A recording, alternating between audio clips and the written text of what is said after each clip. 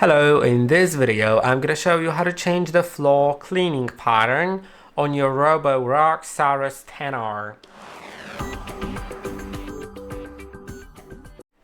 To change the floor cleaning pattern, you will need to go to the settings, and I'll explain what it does in just a little moment, but first let's go to floor cleaning setting, and now you can change the cleaning pattern right here.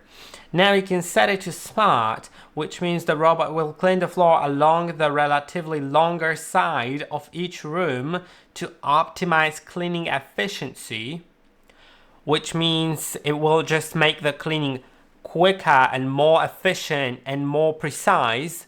But you can instead of that set it to clean along floor direction, and the robot will clean the floor along its direction to minimize scraping against the floor seams.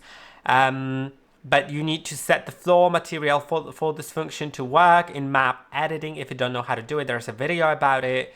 And you can also set it to mix pattern cleaning, and the robot moves in the direction perpendicular to the last cleaning to improve cleaning performance, but cleanups will take longer.